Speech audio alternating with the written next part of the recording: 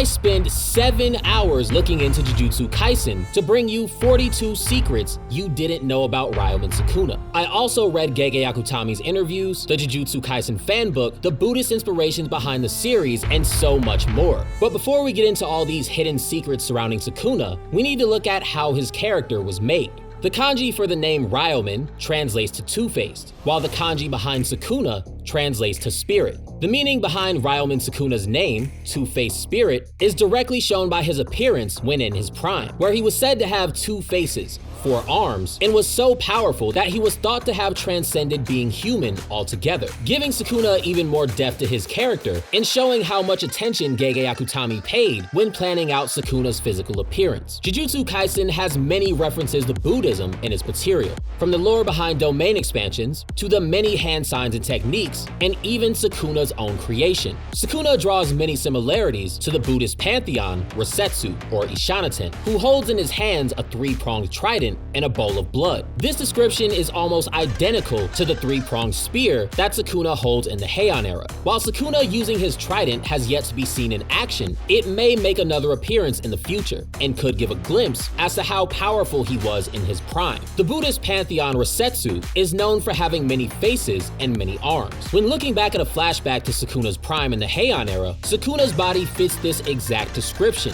having 2 faces and 4 arms, exactly as the meaning behind his name implies, making an even deeper connection between Sukuna's character and his Buddhist counterpart. But that is far from being everything that Resetsu has in common with Sukuna. Resetsu has 2 attendants, one of which is known as Uma, and the other is known as Sukanda. One of Resetsu's 2 attendants is known as the god of the kitchen, who instantly appears when there's trouble. This can be heavily related to Sukuna, as his attendant, Ryomen, is one of the few people from the Heian era known for being able to cook human bodies, and appears without question every time she senses Sukuna's presence, tying Sukuna heavily into one of the Buddhist pantheons, the same way that Gojo is tied to the Buddhist pantheon Fudo-Myo. In Gojo's final fight against Sukuna, Gojo puts on clothing that's completely different than what he wears throughout the series. These robes that Gojo wears are almost identical to what Sukuna would wear in his prime, which the author points out is a kimono with space in the sleeves to have room for Sukuna's 4 arms, drawing a parallel between the 2 strongest sorcerers of all time for the biggest fight in the series. When Yuji became Sukuna's vessel, Yuji and Sukuna didn't speak unless it was absolutely necessary, or unless Sukuna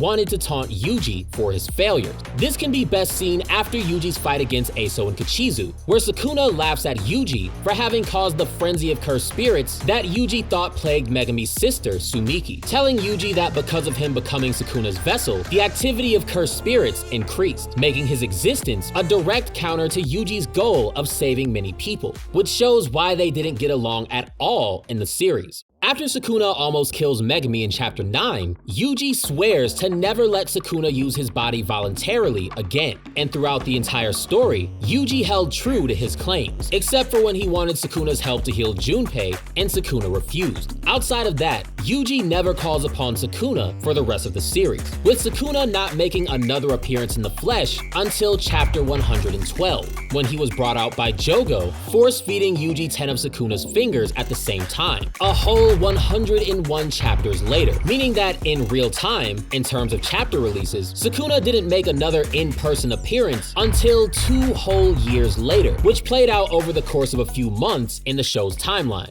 Yuji is one of the only people to have ever become a vessel for Ryomen Sukuna. But in Chapter 220, after Sukuna already left Yuji's body, Yuji is heavily implied to have eaten the other cursed womb death paintings. In the Jujutsu Kaisen fanbook, Gege Akutami points out that eating the death paintings would give Yuji a significant boost of curse energy, although if he ate them while he was still the vessel of Sukuna, Sukuna would have destroyed the death paintings on the spot, showing that Sukuna leaving Yuji gave him the opportunity to get one of the biggest boosts that he may ever have in the entire series, and that Sukuna doesn't like sharing his space with others. In Chapter 33, Principal Gakuganji plans on murdering Itadori Yuji during the Kyoto exchange event. This is expanded on by the author as being because not all of the higher-ups agreed with Gojo's decision to put Itadori's execution on hold, as they thought that the threat of Sukuna regaining his full strength was too great to ignore, showing that even when he wasn't at his full strength, Sukuna was strong enough to heavily influence the Jujutsu world's decisions. Shoko Ieri is one of the most well-known users of reverse curse technique,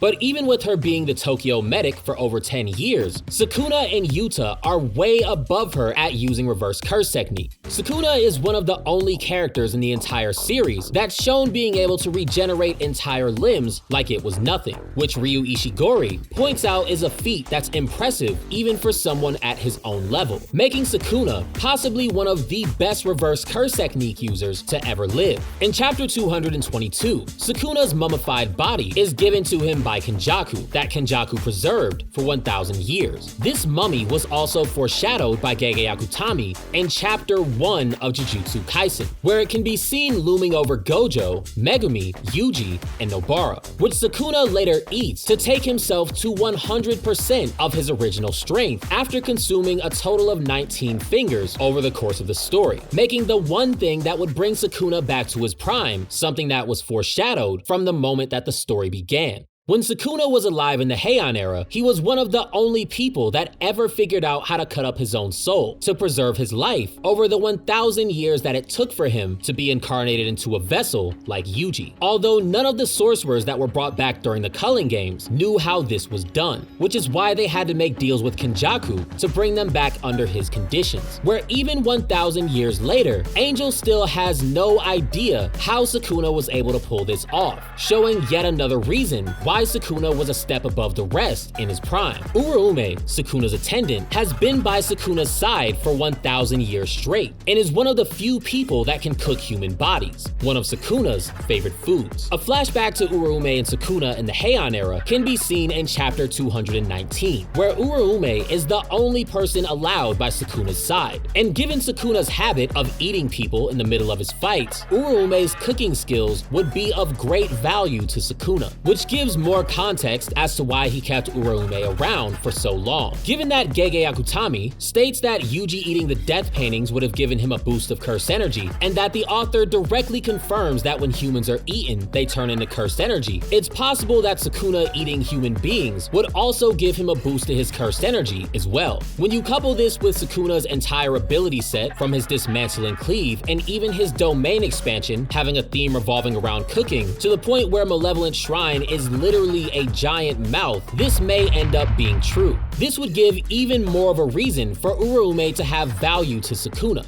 as if he can consume and absorb the cursed energy of others, it could be one of the secrets to his unrivaled strength, adding even more mystery to how Sukuna became unrivaled in his prime. Sukuna also has the memories of Itadori Yuji and Megumi Fushiguro, so everything that they learned about the world around them throughout the series, Sukuna would know as well. This is explained in Chapter 212, where Megumi realizes that Yorozu was able to pretend to be his sister Sumiki because of Yorozu, as an incarnated player, being able to access the memory of her vessel. This is also pointed out as being the reason that Choso and many other characters in Jujutsu Kaisen, who also have vessels, have a working knowledge of the world around them. This knowledge about the world is part of what helped Sukuna progress so quickly in the modern era, along with his knowledge that he carried over from the Heian era, and is one of the main reasons why he was able to use the 10 Shadows so effectively as soon as he got the technique. Sukuna in his prime was strong, really strong. Strong enough to the point where no one could contest him when he was at his best. This was to the point where people literally made deals with Kenjaku to come back from the dead to fight him a single time, even if it meant that they would die in the process. Sukuna's strength is also noted as being more powerful than vengeful spirit Rika Orimoto, who Suguru was willing to start an entire war over, as Rika's strength could change the entire world, making it even more apparent how strong Prime Sukuna must have been. Contrary to what it may seem like at first glance, Sukuna is not a cursed spirit. He's a human being who became immensely powerful. Curses are born from an accumulation of the negative energy that spills out from human beings, although Sukuna is pointed out by the author to be human himself. Before the end of the Heian era, Sukuna turned himself into a cursed object by splitting his soul into 20 fingers, which gave him the ability to incarnate into a human vessel, although this never negated Sukuna's human status. If anything, it made figuring out what he's capable of even more interesting. So even though Sukuna may look vicious and have more power than many of the characters in the series, he is far from being a cursed spirit, even with his title of the King of Curses. Sukuna's legend traveled through time, the same way that Gojo's strength tipped the balance of the world when he was only a child. However, the author points out that Gojo was more feared in his generation than Sukuna was. This isn't due to a strength difference, but more so because Sukuna's generation was that much more vicious than Gojo's, with the two of them still being heavily implied to be equals at their full strength, making the difference between how people react to them completely up to the nature of the person that they run into. Sukuna's plan to take over Megumi took over 200 chapters to complete, starting at chapter 9 and spanning all the way to chapter 212. When Sukuna first starts fighting Megumi in chapter 9, he takes note of Megumi's curse technique, 10 Shadows, saying that Megumi not knowing how to bring the technique to its limits was a wasted treasure. Sukuna then watched over Megumi for over a year straight, waiting for Megumi's soul to break so that Sukuna could take over his body without any resistance, giving Sukuna one of the most sadistic plans ever executed in the entire series. The binding vow that Sukuna used to take over Megumi was done by tricking Itadori Yuji after killing him, and refusing to revive him unless Yuji accepted Sukuna's terms, which eventually ended in Yuji accepting the vow by default after losing a fight to Sukuna inside of his innate domain. Sukuna's binding vow with Yuji was that when he chanced the word enchained, he would be able to take over Yuji's body for 1 minute, as long as he didn't hurt anyone. Although this binding vow didn't take into account that Sukuna could hurt himself in Yuji's body, which is something that Yuji didn't notice and that Sukuna took advantage of the moment that Megumi's spirit broke, making Sukuna far more intelligent than Yuji may have realized. In Gojo's fight against Toji, Gojo has a famous quote where he calls himself the Honored One, but Sukuna also has the exact same thing said about him in Yuji's fight against Mahito. Sukuna is called the Honored One after almost killing Mahito in a single attack. This Honored One title in Jujutsu Kaisen is typically used to represent someone that's reached a level of strength that no one else can compete with, and is also used as a reference for enlightenment, making the title fitting for both Gojo and Sukuna, as two of the strongest Jujutsu sorcerers to ever live. Throughout the series, Sukuna is looked at as being so strong that people don't even consider him to be human. Sukuna is referenced by many different names and titles, from the King of Curses to the Fallen, a natural disaster, and even a calamity. The author points out in the fanbook that Sukuna was a human curse user and still has his human memories, although he's more like a natural disaster than anything else, giving Sukuna's build-up in the series as a godlike character compared to sorcerers from the present and the past even more meaning. This is taken even farther on October 31st in Shibuya, where Sukuna faces off against Maharaga, the strongest Shikigami of the 10 Shadows. Sukuna figures out how Maharaga works within minutes of fighting him for the very first time, and becomes the first person in history to defeat Maharaga by himself in the 1,000 years that the technique has been around, with Megumi himself even thinking that Maharaga was the only thing that he had that could compete with Toji or Gojo, adding yet another accomplishment to the King of Curses. This gives even more of an inside look at how strong Sukuna must have been at his full strength, as in a flashback from Yorozu in chapter 219, Sukuna is shown being prayed to and offered sacrifices so that he wouldn't destroy those around him, as he was far stronger than anyone that they had ever known. This could give even more context to Angel referring to Sukuna as the Fallen, where she spoke about him like he was a religious deity rather than a regular human being. With people treating Sukuna like a god while he was alive, it's not surprising that people would refer to him with the same kind of terms later on. This scene alone shows how feared and respected Sukuna's full strength really was when he was alive. Contrary to some information that floats around on the internet, cursed spirits cannot be vessels for Sukuna. This is best shown with the finger bearers, who show no semblance of having Sukuna's conscience within them, since when a finger bearer eats one of Sukuna's fingers, Sukuna isn't in control. They simply quickly take on the curse energy that the finger has and become much stronger, highlighting how important having Yuji or Megumi as a vessel for Sukuna really is. Sukuna's curse technique is easier to find out about than some viewers of the series may think. In the Jujutsu Kaisen fanbook, Gege Akutami points out that Sukuna's curse technique can be read about by anyone that has access to the records of his history, as research will reveal Sukuna's dismantle and cleave techniques. However, the thing that they won't find out about as easily are his flame techniques and any other hidden abilities that he's only shown in small bursts, making Sukuna both easy to research for characters in the series while also being difficult to fully understand, since information on the rest of his techniques isn't readily available. In Chapter 2 of the series, Gojo predicts that Sukuna will work as a radar for gathering the rest of his fingers through Yuji. This is later pointed out as being inaccurate by the author, since Sukuna's goal was never to gather the rest of his fingers in the first place, although he did appreciate whenever he got more of them as his power would continue to grow,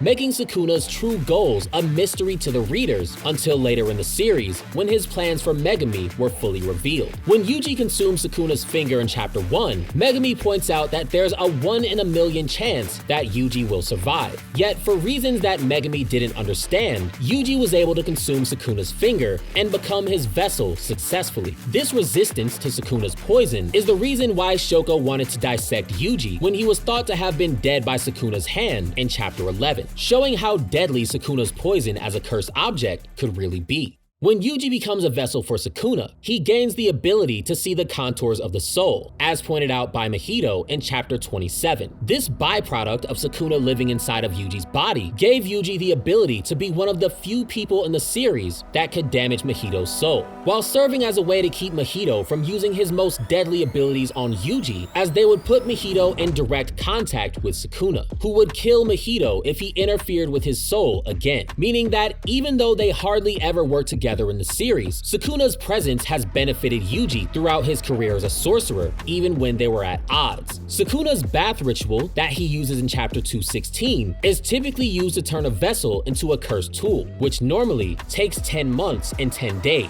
When Uraume gets ready to use the bath ritual on Sukuna, she uses the blood of cursed spirits, which will make the ritual far faster than usual by bringing Sukuna's body closer to evil. All of this was done to speed up the process of the ritual, with Uraume using her curse technique by freezing their cores and stopping them from disappearing on death the way that they normally do, letting her wring out their dead bodies, making Uraume heavily important to Sukuna becoming as strong as he became by giving him better control over Megumi's body. The bath ritual that Sukuna uses with Megumi was done with the blood of cursed spirits for a very specific reason. As pointed out before, the blood of cursed spirits was used to bring Sukuna and Megumi closer to evil, sinking Megumi's soul even farther into his body and giving Sukuna more control. This was only made even more effective by Sukuna killing Sumiki with Megumi's 10 Shadows curse technique, making Megumi's soul sink so low within Sukuna that he hit rock bottom, giving Sukuna control over Megumi's body for himself.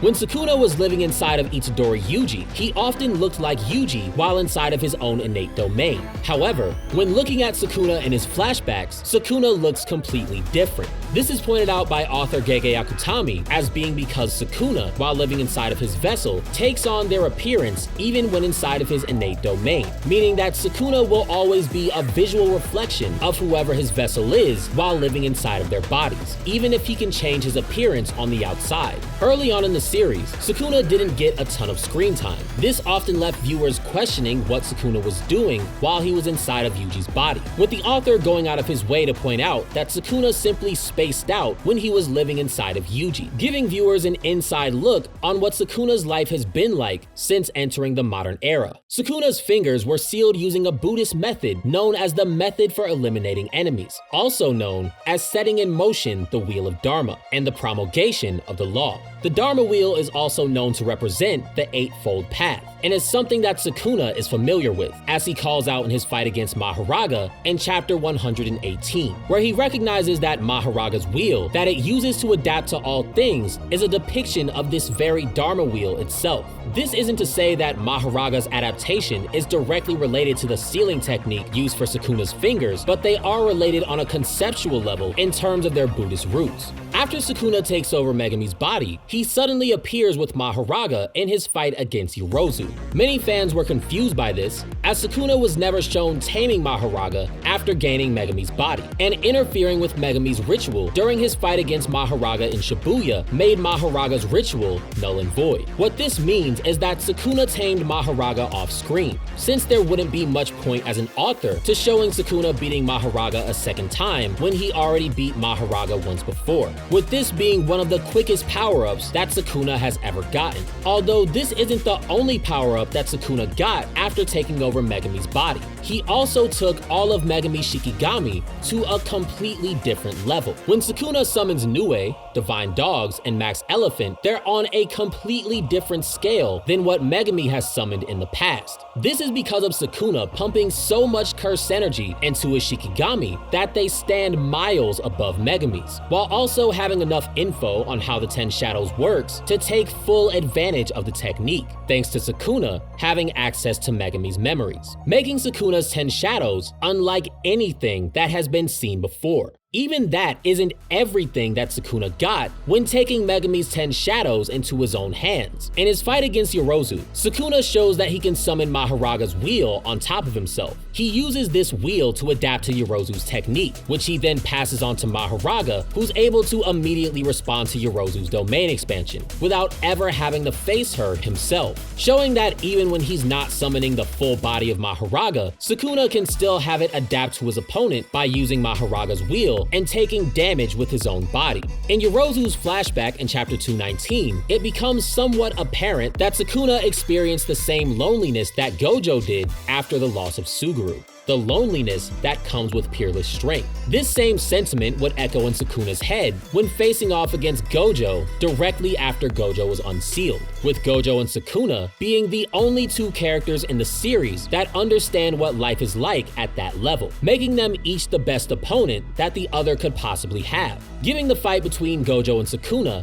that much more significance for the both of them. After beating Yorozu, Sukuna is given a mysterious item by Yorozu and is told to think of this item as being Yorozu herself. As of the time of making this video, what Sukuna was given by Yorozu has yet to be seen. This item Yorozu gave Sukuna has been theorized to be anything from the trident weapon that Sukuna wielded in his prime to the inverted Spear of Heaven. With the fight between Gojo and Sukuna still unfolding, only time will tell what this item will be. Sukuna is also the reason that Kenjaku is still alive after Gojo was unsealed. After Gojo was freed from Prison Realm, he immediately went after Kenjaku, telling him that his next words would be his last. Sukuna then intercepts Gojo at 15 fingers, and Kenjaku later points out that had he not been by Sukuna's side, Gojo would have killed Kenjaku without question, showing that even at 15 fingers, Sukuna was still one of the strongest characters in the series. After Sukuna was removed from Yuji's body, Yuji was referenced by Shoko as being like a cursed object soaked in Sukuna's cursed energy. With the absence of Sukuna's presence, Yuji eating the death paintings will give Yuji a boost of cursed energy, as pointed out by Gege Akutami, since Sukuna would have destroyed them had he still been a part of Yuji like he was before, meaning that Sukuna leaving Yuji gave him access to one of the biggest boosts in strength that Yuji has ever had. Sukuna's domain expansion, Malevolent Shrine, has a barrier, even though most people think it doesn't. Sukuna's domain is pointed out by the author to have a barrier that's open rather than not having a barrier at all, which is called godlike for how advanced it is, and even impresses Tengen, the best barrier user of all time, giving Sukuna one of the most advanced domain expansions that the Jujutsu world has ever seen. That was 42 secrets behind the King of Curses, Ryomen Sukuna. But that is far from being everything that there is to his character. If you want to see even more about Gojo and Sukuna, watch the 2 videos on your screen and subscribe to see more videos like this one in the future. Until next time, goodbye.